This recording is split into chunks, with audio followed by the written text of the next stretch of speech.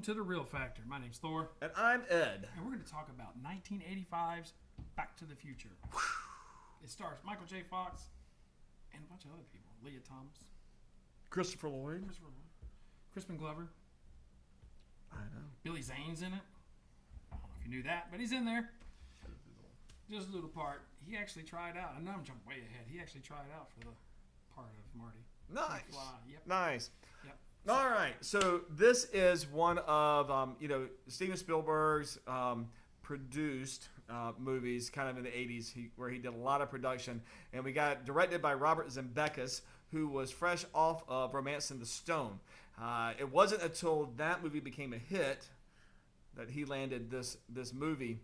And they really didn't even know that this was even going to be as big of a hit as it just turned out to be a massive hit. And we even, if you didn't know, we even had a change in the leading role right at the very beginning. Eric Stoltz was supposed to be the original Marty McFly. In fact, they had filmed quite a few scenes with him.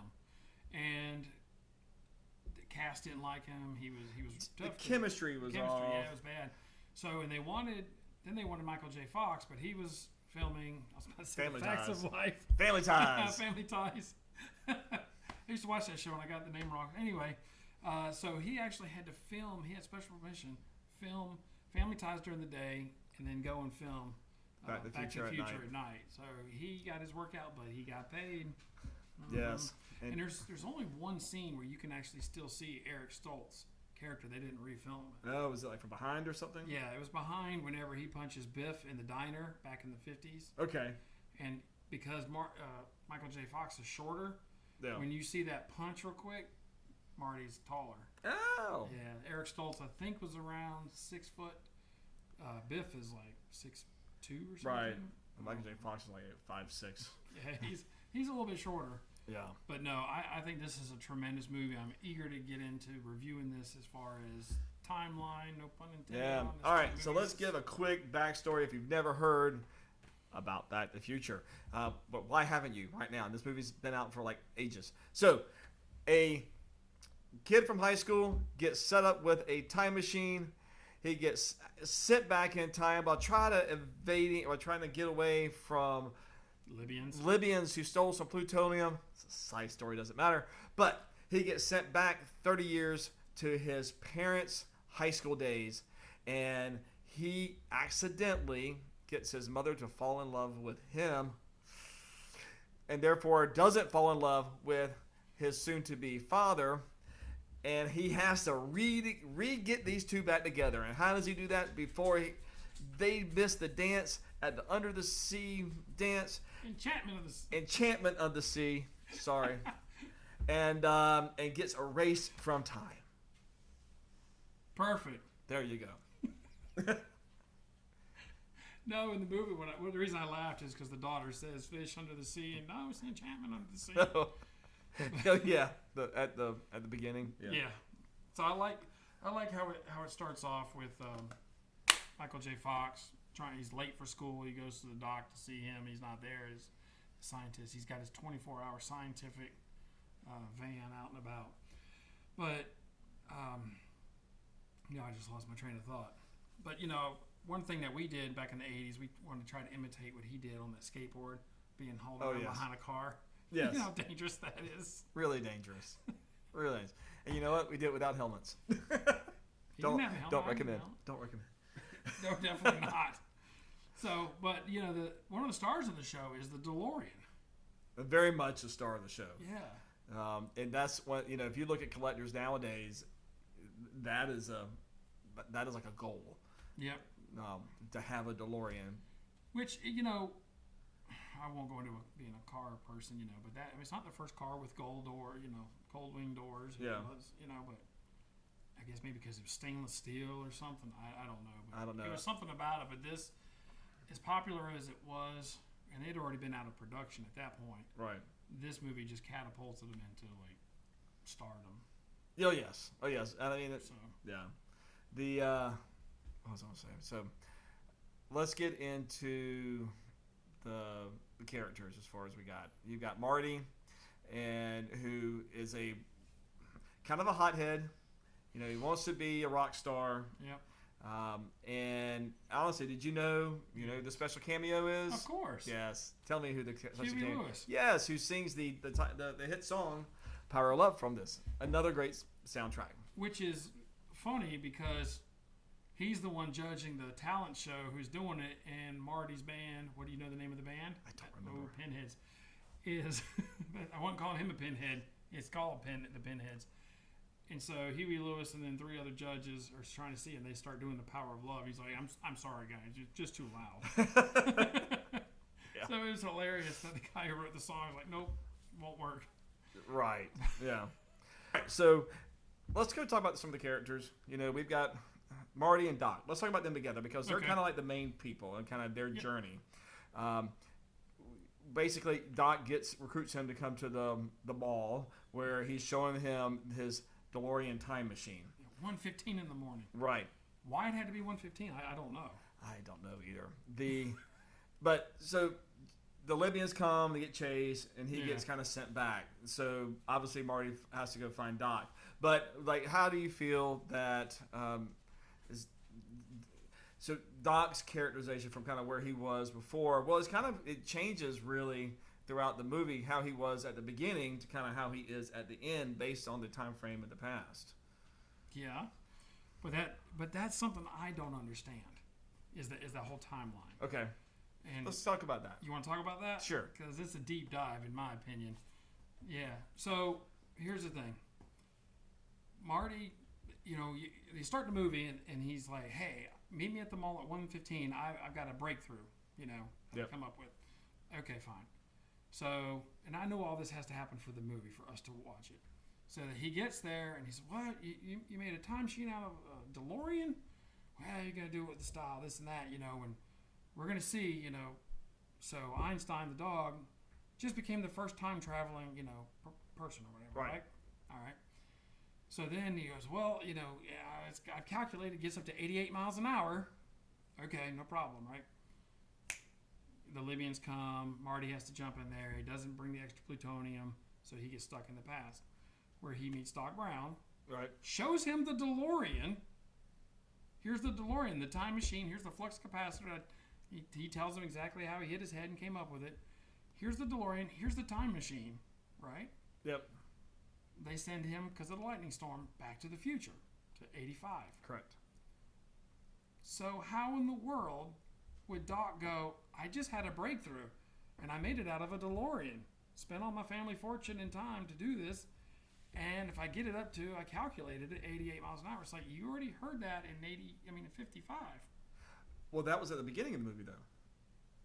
So, but none of that when he goes back, that creates an alternate path of where someone tried to explain that to me, and I don't get that because I understand the parents' timeline changed. Yeah. So, but see, he still had. Do you remember in he had the note? Huh? He had the note on him that. But he did not have that at the beginning of the movie. So you're in a different. You're doing a different timeline. Maybe I'm just not smart enough. Don't answer that. No. Yeah, you're in a different timeline now. So you started out here, and then basically when they went back, it shifted up here. So this is a new timeline. This is now erased. So you're now in this new one. But you have to think of everything really as more linear and not kind of flipping back and forth. So it's kind of like you did this, and you just kind of keep moving forward. Until you get to 2 and 3. I'm just kidding. Exactly. Yes, but no, that's so you're never going to go.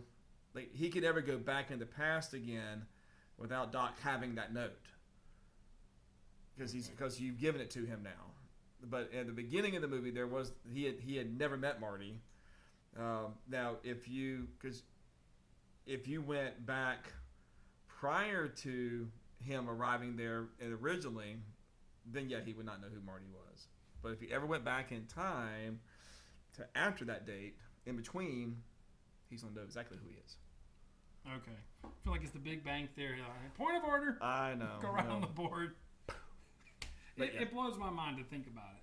And that's all it is. And I'm like, no, wait a minute. But, the beginning of the movie, okay, I'll just go with that because we'll be here forever. But in the beginning of the movie, they're setting up everything from, Save the Clock Tower, and he sees the right. Toyota truck. And then, they saved the clock tower. Here, take a flyer where she writes her number on the back. Yeah. And so he shows Doc. Everything is a setup.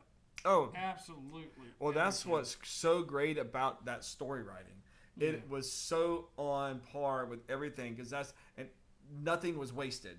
Everything kind of led into something, and they had a great, I guess, the rule of threes or whatever. You kind of keep on mentioning it 3 times. Yeah. You had the beginning, the middle, and then you had the closer at the end, where you kind of got the punch. And as far as this was about an hour 45 minutes. It just like very tightly paced throughout that, just nothing wasted. And I think that is what makes this movie just stand the test of time as far as, classics go. I hate to say it's a classic now, but I guess it is. He's quite old. It's only 30 years old, so it sucks to hear that. I know. And what I don't want to ever see, they keep talking about wanting to do a remake of this. I don't want to see a remake because you know what's going to happen. They're going to gender bend it. And you're going to have the girl be Martina, and she's going to go back in time. And having her dad fall in love with her is just no. We are not doing that. Sorry. Just can't. That's not going to go well in today's standards. I don't even know if it's going well. Why would it go well in that? I don't think it is going well in 1985 either. But somehow or another, having your mother fall in love with her son and try to pull his pants off, it seemed to be okay at that time. I don't know. There's so many issues. She didn't fall in love with her son. She fell in love with Calvin Klein. Yes. I don't know. I'm surprised that Marty is not in therapy for the rest for eternity. Oh, what makes it worse is whenever he gets in the car at the thing and he's telling George, his dad, before he's like, "Hey, I'm gonna pretend like I'm making a move on her. You come in and say, get your damn hands off her." But then when he gets there, he's looking at his mom up and down. He's like, "You ever been in a situation where you're supposed to act one way, but he's like looking her up and down?" It's like, oh my god, what is that, Oedipus complex or something? Yeah. It's like, oh god. Yeah, you could really take We're not going to psychoanalyze this whole movie and may just turn out to be a psycho. I guess a little heavy-handed, but yeah. Run a hotel. Right. Anyway. So, but no, there's so many things. What do you think about Biff?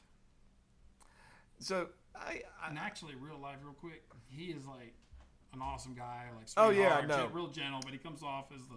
Yeah, no, I think he comes off as an asshole in the movie. Yeah, well, he's supposed to. It's supposed to be. I mean, as far as, the guy playing him, great.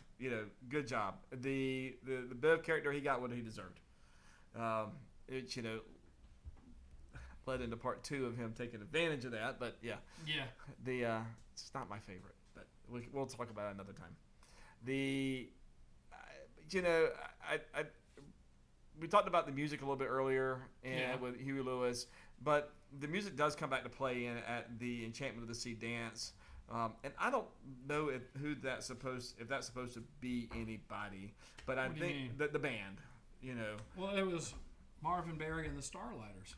But no, it wasn't. It wasn't supposed to really be anybody. Right, but didn't he call out? He called to Chuck, wasn't it? So it was supposed to be Chuck Berry.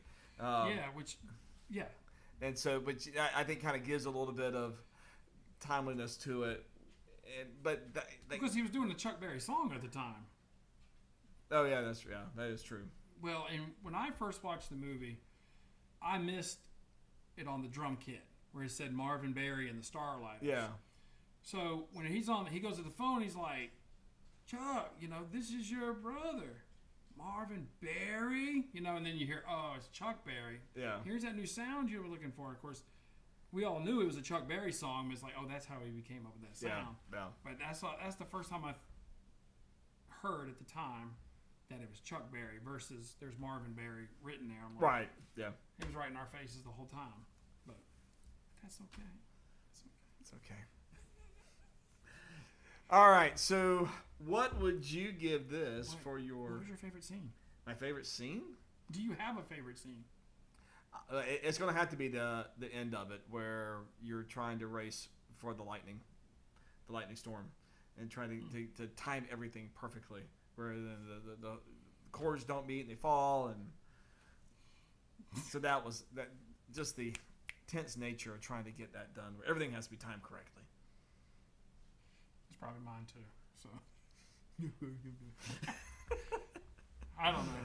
I don't know. It was good because it was a great finale. I mean, everything, it just kept growing on itself. You know, you got the resolution of his mom and dad getting together at the end finally, and you know, the little pictures of themselves, the kids all came back to life, but it just you would have thought that would have been over, but it kept escalating. Why wouldn't the picture change if the new timeline had changed?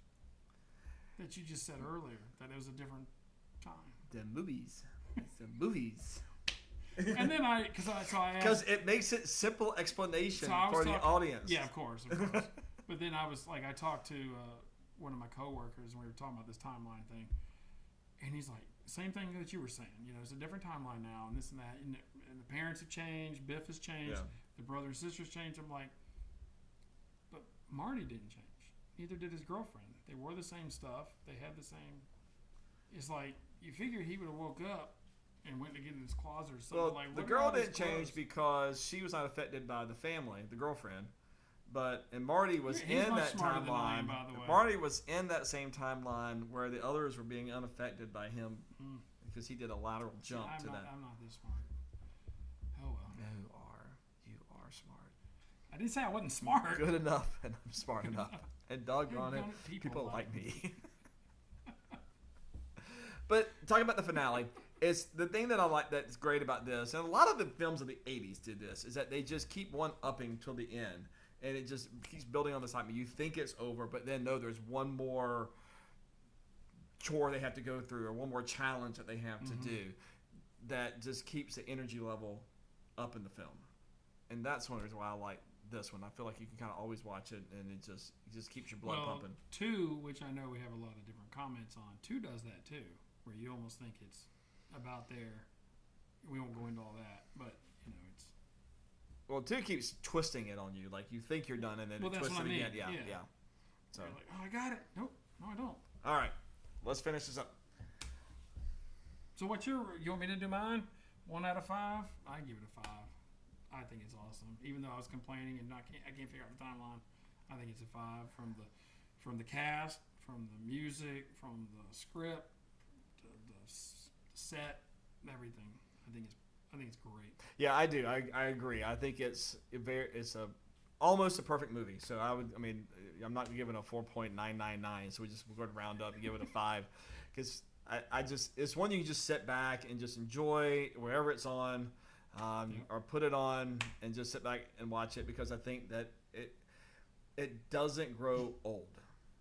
No. Like you're not that I'm finding new things about it every time, but it just still feels fresh every time you watch it.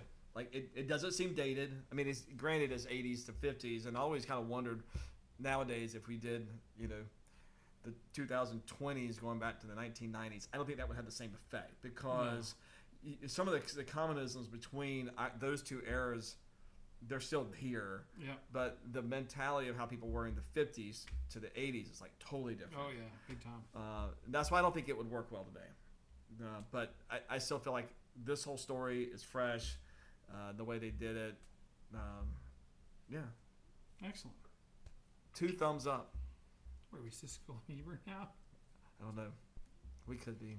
We could take over their jobs. We could be the new S&E. All right. We have derailed. We have. All right. Y'all, write down your comments. What did you think about the future? How do you see this in the whole lineage? Did you like the whole series? You just only like this one? We want to know downstairs. And please like and subscribe. Send us a self-addressed stamped envelope. Right. And we'll send you the K-Tel collection of all of Marty McFly's favorite hits. All right. See y'all next time on The Real Factor.